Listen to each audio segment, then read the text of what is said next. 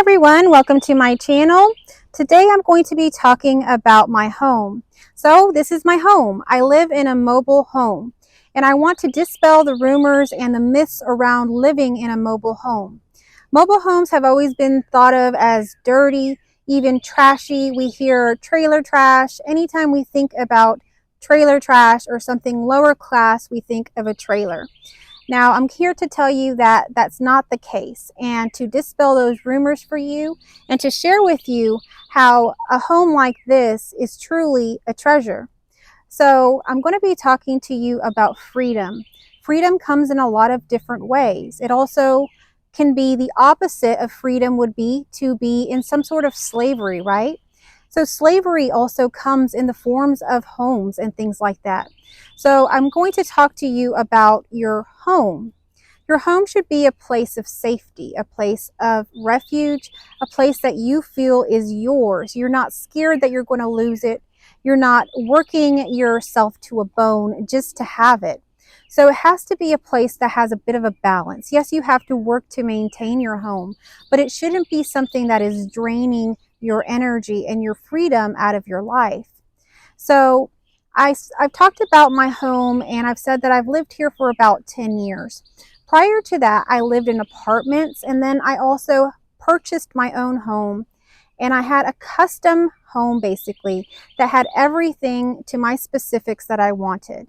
It was a big 2-story home on the outskirts of Phoenix. It was a beautiful home with a huge pool, everything that I wanted inside, granite countertops, 5 bedrooms and 3 baths. So I had everything that I wanted in that home. And I lived in that home for the first year that I lived there.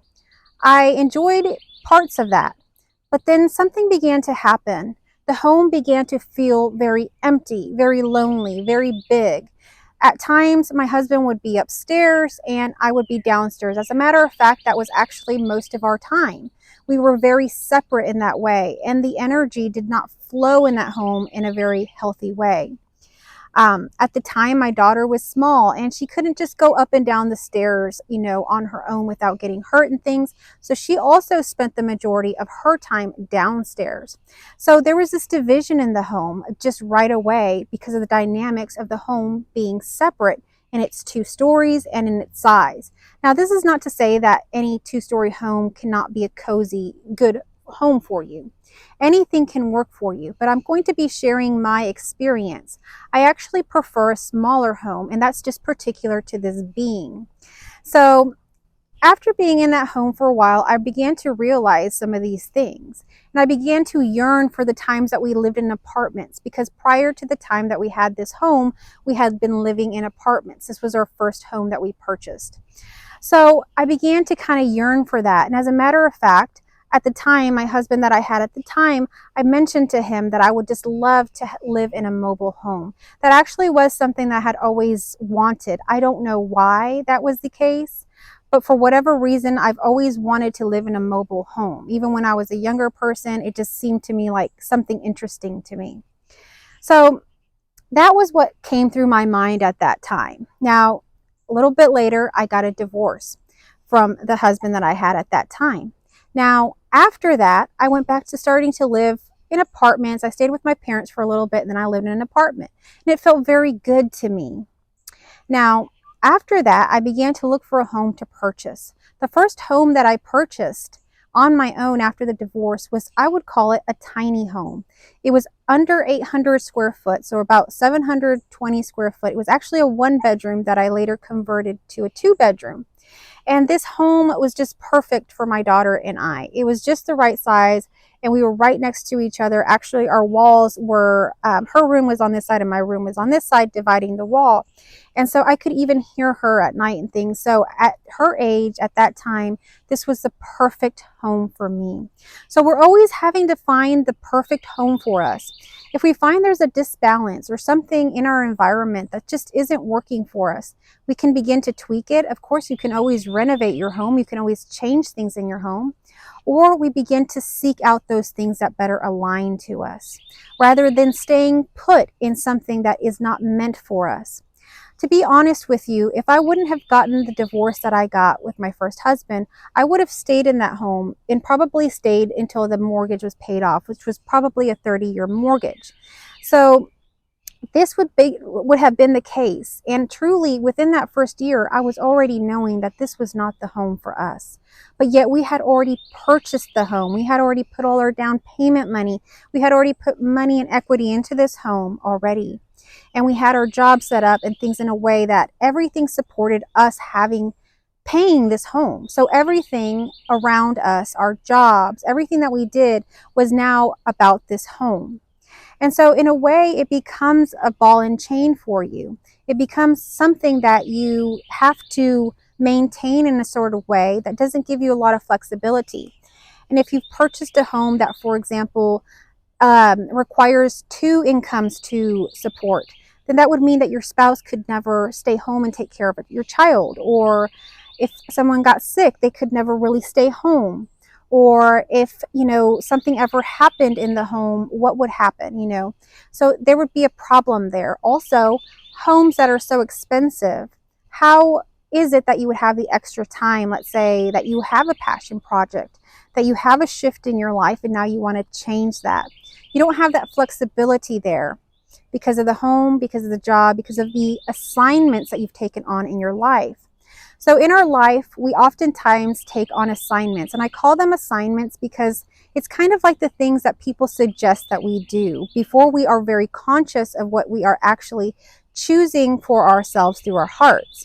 So before we're conscious of abiding in the heart, we're pretty much living unconsciously. And if we're young people between the ages of 20 or so, in the 20s, that time is a very time where we are trying to figure ourselves out, but we're still using a lot of the blueprints that we took in from our family. So we're using the blueprints of we have to get married, we have to then buy a home, or let's back up. First, we have to go to college. So going to college would be the first assignment that you would basically get into. And this assignment would now require you nowadays to probably take a student loan that already takes away your freedom, your time to be able to do the things that you want when you want to do them. See, total freedom is really being able to do what you want when you want to do it, and totally what you want. I mean, I even remember at times where I was in university or I was working at different organizations, and it was not appropriate to dress a certain way. They had dress codes. They also did drug tests. At the time, also at some of the places I worked at the last few times, they checked your social media.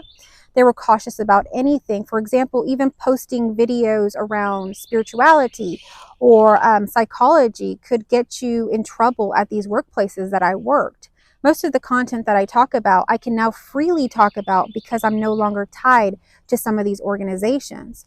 But if I was, I wouldn't be able to be in that organization. And I know that. Okay. So I've worked also in school districts that are extremely scrutinizing to teachers. As a matter of fact, my husband posted something at one time on Facebook, and that came back on me. That's how scrutinizing they are. And for example, a group of us teachers wanted to go get margaritas and go out for drinks after work. We had to literally go an hour away from the town that we live to do this. Otherwise, we would be judged in the town just for drinking a margarita in the town.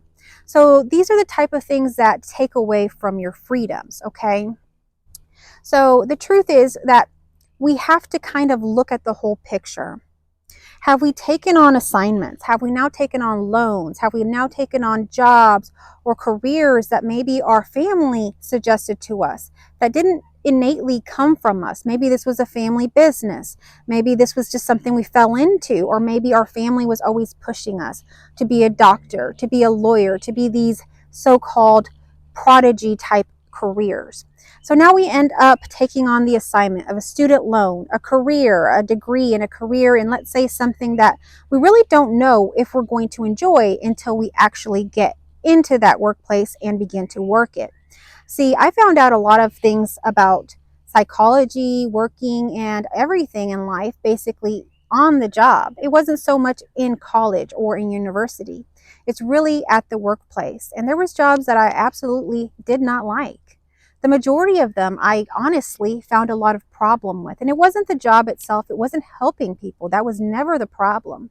It was all of the control and the manipulations that a lot of these corporations and companies put into keeping employees kind of at this base level. Even things like signing up for 401ks, benefits, all of these things are basically very limiting things that we agree to. We take on kind of like those assignments and believe them to be our security, believe them to be our freedom. But how many times have I seen people that when they retire at the age of 65 are not physically able to even do the things that they so dreamed to do when they turned 65? They held off on taking vacations. They held off on spending any money, just putting everything into their 401k and living kind of this basic life, not living their dreams, even though their heart is speaking to them, and just putting that on the back burner to abide by this job, by this house, and this 401k to someday at 65 years old be free. To find out that you're not free, that now you have the shackles of your body, of the things that naturally happen as you age. See, it's not natural for you to want to start a farm when you're 65 years old. It's a lot of work. Even the small little hobby farm I have here at my house is a ton of work for my husband and I. So all of these things that we dream that we're going to do, that we're going to travel the world at 65 years old and go to Greece, to Australia, here and there, it's not going to happen like that. It may happen for some, but it does not happen for most. So we have to live today. And how can we live today authentically to who we are? We have to check in with ourselves. Is our home the right place for us? Does it make us feel good? Is the payment that we pay for our home appropriate for us? Does it allow us the freedoms to have hobbies, to do the things that we want to do? Does our job do that for us? Does it allow us time with our family? Because that time with your children is very, very short. My daughter's already a teenager. She's about to, be graduating high school soon. And the time goes by so fast. And you hear that over and over again. And if you're younger than I am, you're probably just going to be hearing this and it goes in one ear and out the other. But we know that time does go by really fast like this. And so we have to kind of enjoy and be present with the abundance and the beauty of what we have here now. One of the ways that I am able to do that is by living in a place like this, having a home that is paid off, having vehicles, everything that you have. Make sure that you can afford it, that you can pay it off, that you've manifested it fully, that it's not coming to you with debt and control and some sort of now contract that you have agreed to, like those assignments. Because even agreeing to debt, to lots of credit and all of these things keep you in a bind. And these are the things that we have to consider. So after I had my awakening, I felt very free because all of my beliefs, my sense of self, everything fell away. So I felt very free. But then at the end of the day, I still had bills coming in. And I had to realize that there was a part of my freedom that I wasn't free. And that was my finances. So I had to take a look at that. And when I started to look at that, I began to see that there was places I needed to align my heart to. And that was scary. That meant quitting my job. That meant starting different kind of businesses. That meant trying new things. That meant really putting myself out there, learning skills that I had never even learned in psychology. I really had never even been on social media or anywhere up until this past few years. Social media just happened a few months ago that I started to do things like Instagram and things like that. So this is all new to me. And I had to do this. I had to leave that income, which I was making very good income. And I had to do all of that to align closer to my heart. And as I began to align closer to my heart, more and more abundance started to come in. More and more support started to come in. The right people arrived. The money just appeared. The support came. My family became supportive. Everybody began to rally behind me. Even the workplace and the places that I had left my jobs were now asking me to come back. And not in the capacity of working as an employee, but as a speaker, as someone that was respected there, that could offer something, and then didn't have to like, be there 9 to 5 or nothing like that. Treated in a different way. And this happened at my last 2 workplaces. I happened to find one of my supervisors at the nail salon, and she come to ask me what I was doing, and I show her my course, and now they want me to teach the course to women in Houston. So this is what's happening, all of this unfolds for you to align with yourself better. So before the job that I had there, I had to go there 9 to 5, and it was far away, and there was lots of restrictions, and you couldn't post on social media, you couldn't do this or that. Well, now the capacity that they want me to come into, the offering that they've offered me, is as a contract employee, meaning I have no ties to uphold anything other than providing them this course. I am free, on my own, independently, to run my businesses, my life, however I want. And if they so choose not to work with me at some point, then they so choose that. But I don't have to change my life or take away my freedoms in order to get a paycheck. Okay.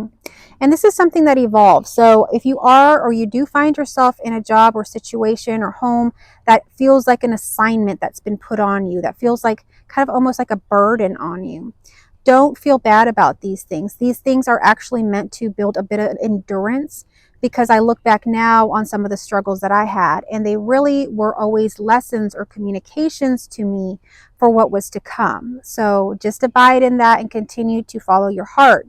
My greatest message is just to follow your heart. And if you follow your heart, you always align with who you are truly, who you are more authentically. So even in my workplace, it was just strange, like the things that changed with me. When I was working, I had to wear a certain type of clothing. I was basically a therapist, right? And so I had to wear slacks and like more professional type clothing. And I always found myself wanting to dress older, because a lot of my clients and patients were older. And I didn't want to look a whole lot younger. My way of being is a little bit more youthful, I feel like, sometimes, and it just, people think that I'm younger than I am. So I would always dress like slacks, suit jackets, kind of these older women dresses. A lot of times I'd like really want to wear clothing that, people were giving me and stuff like that, that looked real professional, let's just say. Okay, but that's just not my style. So as soon as I stopped working there, my style completely reverted back to who I am. And I felt so much better. And when I threw that clothes out, because I literally threw it away, I didn't even want it in the house anymore. When I threw that clothes away, I felt so much better, like a weight had lifted. It was like a person that I wasn't was now gone from here.